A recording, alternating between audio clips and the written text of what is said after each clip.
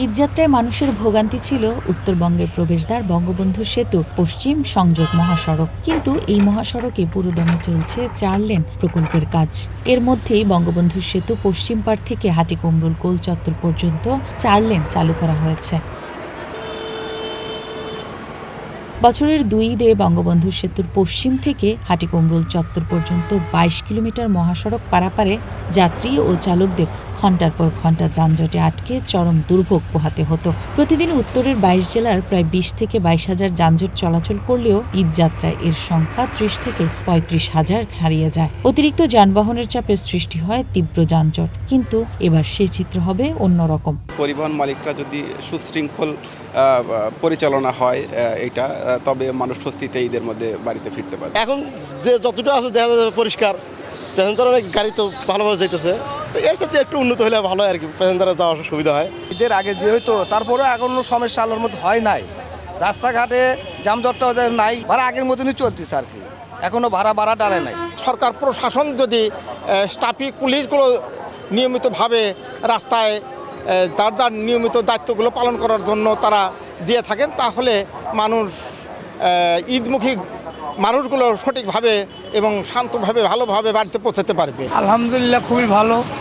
ওনারা আসেন, সুন্দর পরিবেশে আমাদেরকে আসার জন্য বলতেছেন, ধৈর্য সহকারে গাড়ি চালানোর কথা বলতেছেন।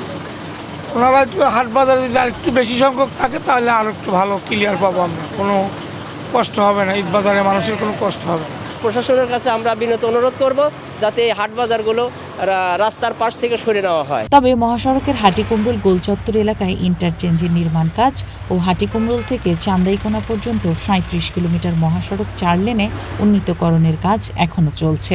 এসব জায়গার কিছু পয়েন্টে ভোগান্তির শঙ্কা রয়েছে। এলেঙ্গা থেকে রংপুর পর্যন্ত আমাদের কিন্তু অলরেডি 4 লেন চালু হয়ে গেছে। তো আমাদের বর্তমান সরকারের যে 180 দিনের পরিকল্পনা আছে, তাতে কিন্তু আমাদের যমুনা সেতুর যে পশ্চিম প্রান্ত আছে সেখান থেকে রংপুর পর্যন্ত আমরা এই 180 দিনের মধ্যেই শেষ করে ফেলবো বলে আমরা সরকারকে প্রত্যাশা দিয়েছি। আর আসন্ন ঈদে আপনারা জানেন যে হাটিকামরুল যে ইন্টারচেঞ্জ এরিয়া আছে, এখানে যে সার্ভিস লেনগুলো আছে সেই সার্ভিস লেন খুলে দেওয়া হয়েছে। বগুড়া থেকে ঢাকা এখানে 4 লেন চালু আছে, আর বাকিগুলোতে 2 লেন আছে। উত্তরবঙ্গগামী সাধারণ যারা যাত্রী রয়েছেন তাদের আসলে যানজটটা শুরু হয় টাঙ্গাইলের উপর এলেঙ্গার পর থেকে, যেখানে সড়কের নির্মাণ এবং সংস্কার কাজ চলমান রয়েছে, এবং এইখান থেকে আমাদের সিরাজগঞ্জ প্রবেশ করার পরে হাটিকুমরুলে ওইখানেও বেশ কিছু ইন্টারসেকশনের বেশ কিছু কাজ এখন চলমান রয়েছে, এগুলো সম্পন্ন হয়নি।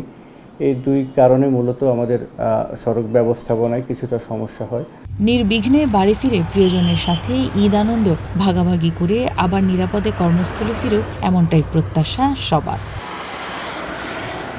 One national desk.